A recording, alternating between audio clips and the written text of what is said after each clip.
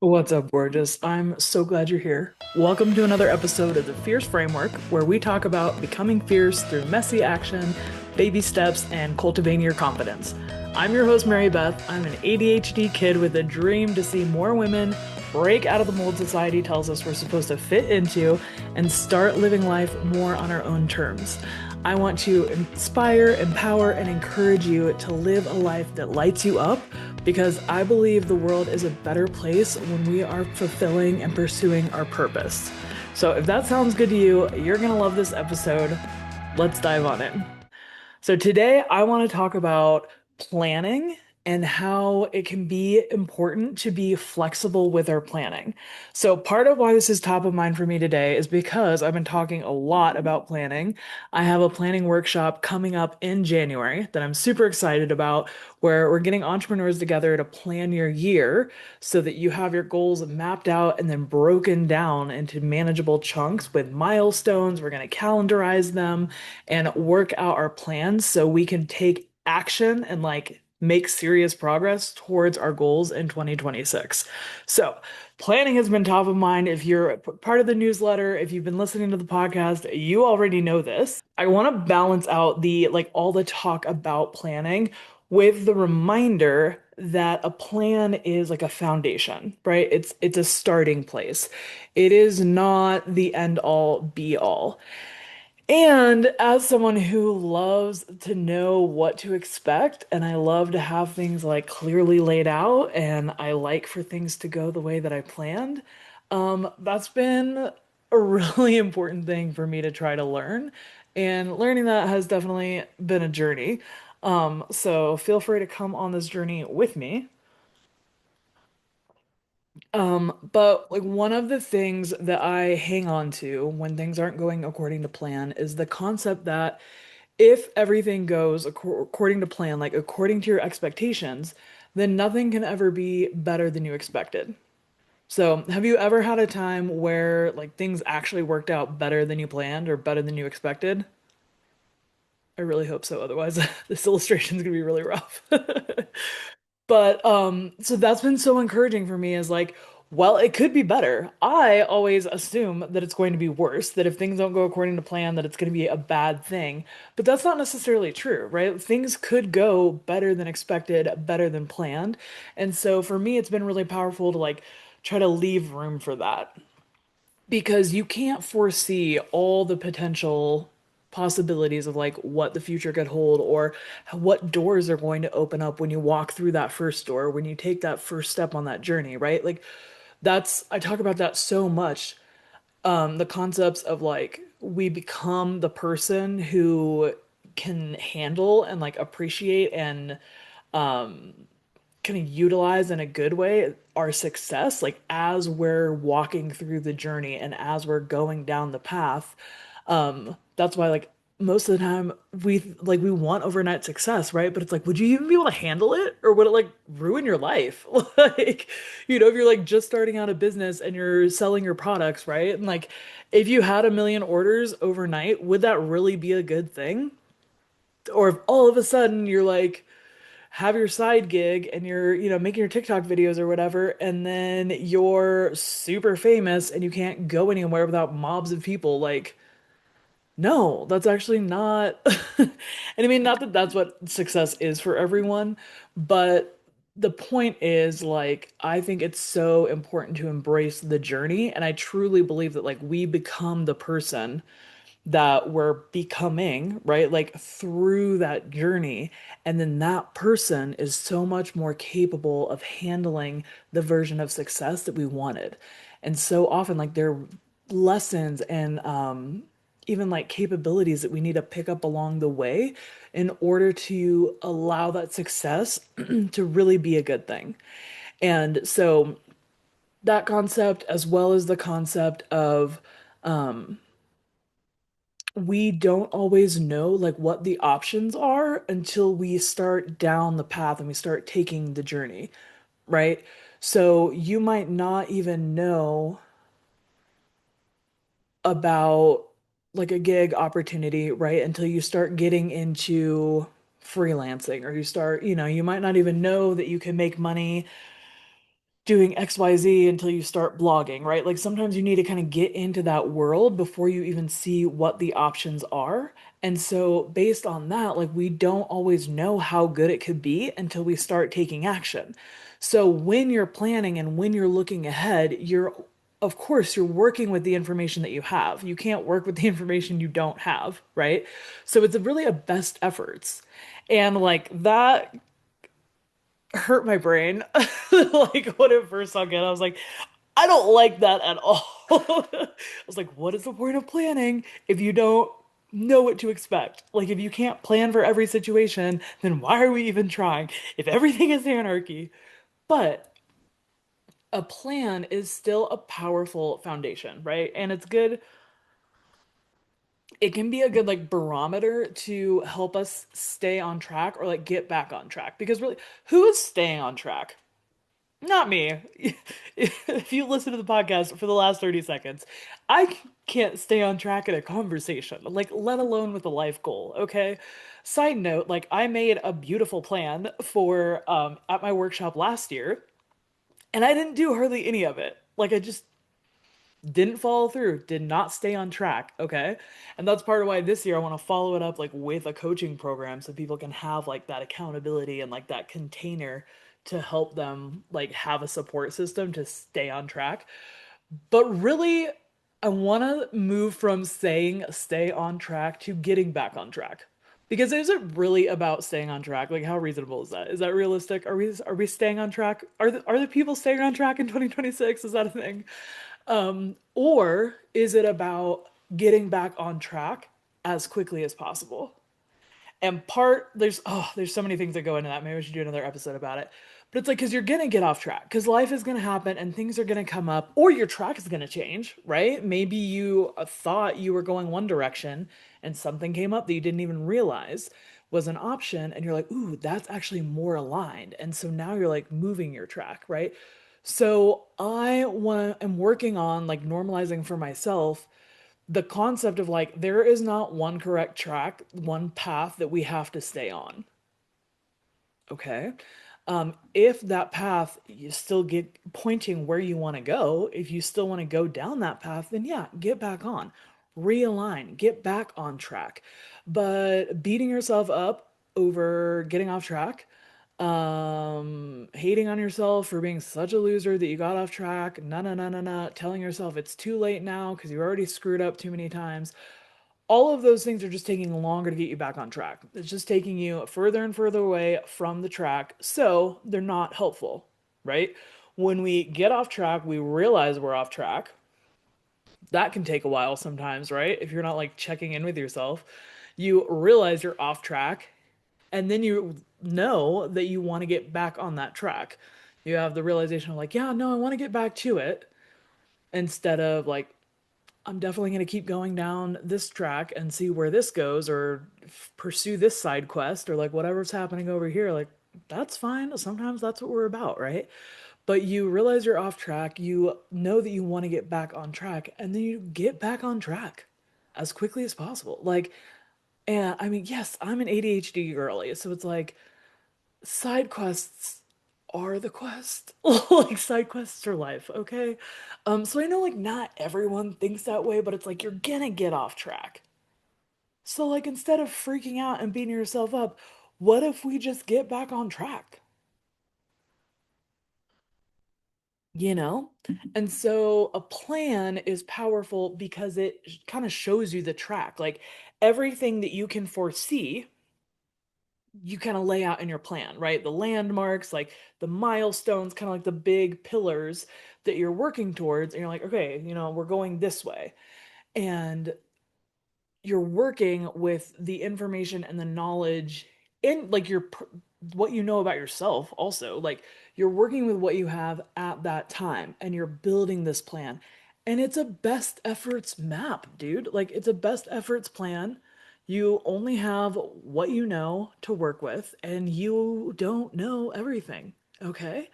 And so what is really powerful because for me like when I would get off track or when I would not follow the plan, I would freak out and then like throw my hands up and be like, well, I guess I just suck at life, or like I'm just not good enough, or now I've spent more time like beating myself up, like I've wasted all this time, like not following the plan. Now I'm behind, and there's no way I'm gonna catch up, and like no, no, no, no, no.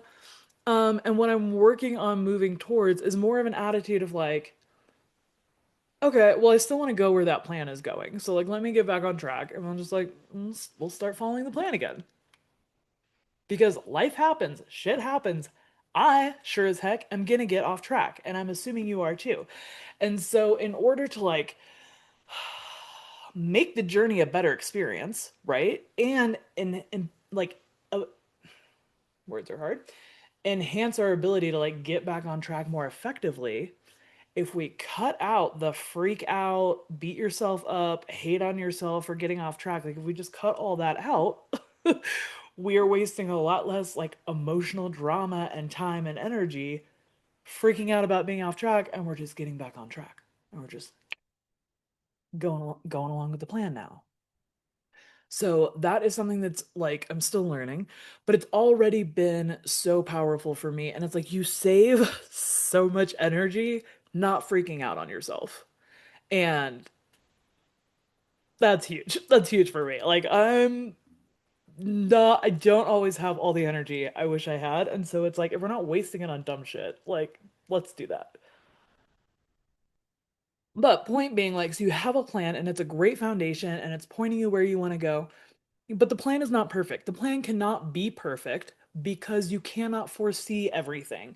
You don't even necessarily know where you ultimately want to end up, right? Like, we can see the goal and we know what we want, like, as far as we can see, but you cannot see to the end of your life. Like, you could get to that goal, and as you're walking down the road, like my friend Shauna with Ignited Decisions, she tells it like if you're in a fog, right? And you can only see so far, but then when you take the next step, then you can see, if you can see 10 feet in front of you, once you take a step, now you can see 10 more feet, right? Not literally 10 more feet, that's not math.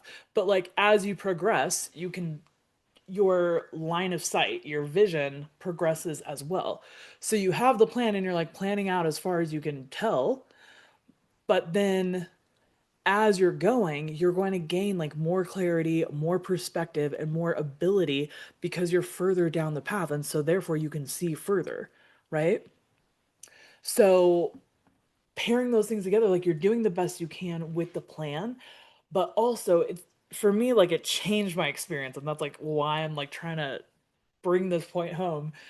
It's so powerful to understand like this isn't the end all be all. Like this is a beautiful plan. I love it here.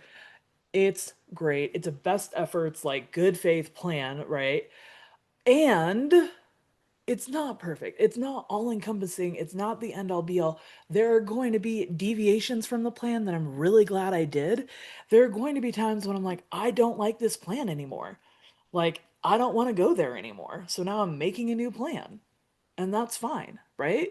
It's actually like you're better off realizing that and then rerouting than forcing yourself to stay on a path you don't want to go, right? Right? Isn't that part of why we're here now? Like we were on a path, we were being a good girl, we were doing all the things we were supposed to do, and then one day we woke up in our 30s at our corporate job that we hate, and we're like, what am I doing with my life? Oh my God, I hate it here. Like, and you have the realization of like, I do not want the rest of my life to look like this. So you divert from the plan, right? It sounds scary. It sounds like a whole new concept. Like, don't stick with the plan. But in reality, we're already doing it. That's why you're here. That's why you're learning. That's why you're listening to podcasts about entrepreneurship, right? That's why you started a business. That's why you're thinking about starting a business, is because you're on this path, or you were on this path, and you're like, I don't want to go there. I don't want to keep doing that. And so then you pivot and you make a new plan and you start heading somewhere else. So that's actually something you've already done. Okay. So if it happens again in the future, we don't have to worry about it. We're just getting better at it. So sometimes you change the plan because you want to, right? Sometimes you just get sidetracked, and sometimes that's great, and sometimes it's not great. Sometimes it's a lovely experience. And you're like, that side quest was a blast. I'm so glad I did that. Let's get back to the plan. Other times you're like, eesh, yikes, no idea what I was thinking. Let's get back to the plan. Um, and then other times, like as you're going, right, then you start seeing like forks in the road and different opportunities, and you're like, ooh, then you have to make some decisions, right? And you're like, where do you want to go from here? So we have the plan as like a foundation, a guideline, but it's so much more empowering when you allow the plan, when you allow yourself to be flexible with the plan, right? And I guess to try to make it like cliche, right? It's like the plan does not own you, you own the plan. Like basically that's what this boils down to is that the plan is a tool for you to use, not for you to become like a slave to the plan where you have to follow it, right? And that's part of what happened last year. Some of it was my own like neglect that I didn't put like tools in place to like check in with myself.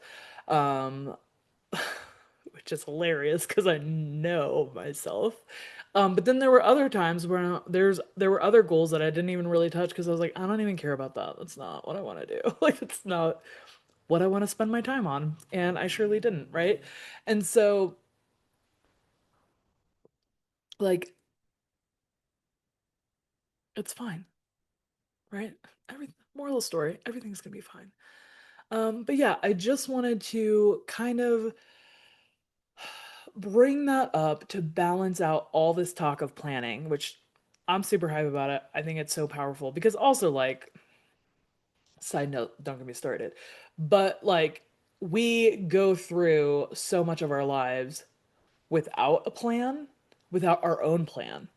And we end up kind of like mindlessly following somebody else's plan, thinking that like that's just the way things are, or that's what everybody does, or it's just like those are the expectations.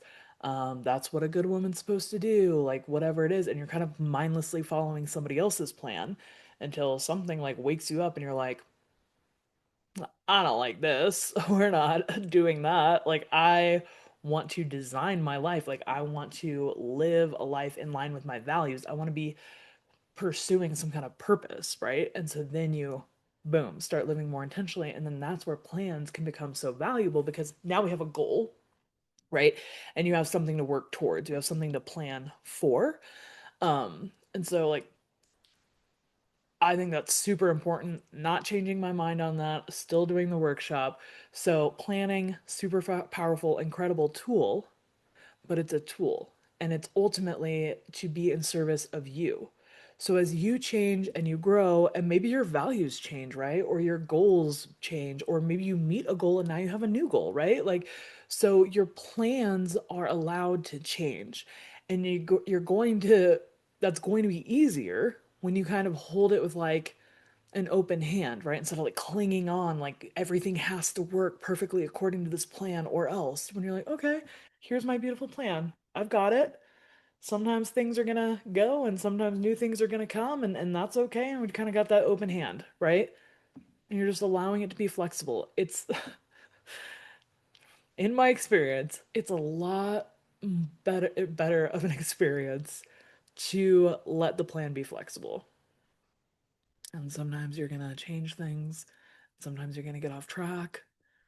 Sometimes you're gonna come back on track, and sometimes you're gonna be like, "No, I'm doing a new track now." So all of it is like the whole point of a plan, right? Is to help you pursue this goal, this dream, this whatever you've decided, right? That you've decided that's important to you. So it's totally in service of you. And so the more flexible you allow it to be, the more flexible you allow yourself to be, and then it's easy, like you need flexibility to move and grow and do things, right? Okay. So we love a plan. A plan is powerful. And I would argue a plan is even more powerful when you allow it to be a little flexible. And it also, I think this is what I was going to say earlier, sorry. It also kind of requires you to keep checking in with yourself. If the plan's going to be flexible, you don't really get to just check out and blindly follow the plan. I mean, you can, right? But if you know it's flexible and you're going into it like this plan might change and things might turn out better than I planned. Things might turn out better than I expected. So I kind of have to stay engaged. Like I kind of have to stay locked in, right? And aware and checking in with myself and asking like, is this still what I want? Does it still align with my values? Do I still want to go here? All those things. And so it requires you to be a much more active participant in your plan than if you just have a solid plan and you're like, this is the end all be all. We are doing these steps. I can turn my brain off and blindly follow this plan the way I was blindly following society's plan before. No, I would argue it's a much better life when you stay engaged and you're continually checking in with yourself. It's different. It's different, but I think it's a much better life. And so going into it knowing that plan's going to be flexible and things are going to be malleable and you can shift and change and reroute, you got to stay alert. You got to stay aware of your own life and your own self. And I think that's really powerful. So, whatever you decide to do this year, I hope that you take the time to consider what you want for yourself, what's important to you, what your values are, especially like for this next coming year. And if that's too big, like maybe the first quarter, right? Or maybe even right now. I've talked to so many women who are like, we don't know what we want because like we don't stop and ask ourselves. So if you're in that situation right now, just start practicing with little things, right? And then you get better and better and better at it. You start like, it's like learning your own voice, right? You get better at hearing yourself and kind of filtering out the noise of everything else that like you're supposed to want and all these expectations and shoulds and all that stuff. Okay. So if you're ready to plan your year, I love it. I'm excited. I would love to have you plan it with me. If that's too big, start with whatever works, man. Plan your quarter. But having a plan helps set you up for actually reaching those goals. Because if you're anything like me, you've set plenty of goals before and they are dusty. You never got there. And a lot of them are like, okay, well, I don't want that now anymore. So like it doesn't really matter. But having a plan to actually get to that goal increases your chances of getting there. Okay, so I want to encourage you to do that. Um, yeah, that is all I got for now. I I know 2025 has been so hard for so many of us. I think I'm gonna do like a little, maybe like a little mini bonus episode, um, for an additional 2025 episode before we go into the new year. But regardless, I hope that 2026 is full of goals that you hit, purpose that you fulfill, dreams that come true, dreams that you turn into reality. Definitely wishing and praying good things for you this 2026. Until then, keep becoming fierce, and I will see you so soon.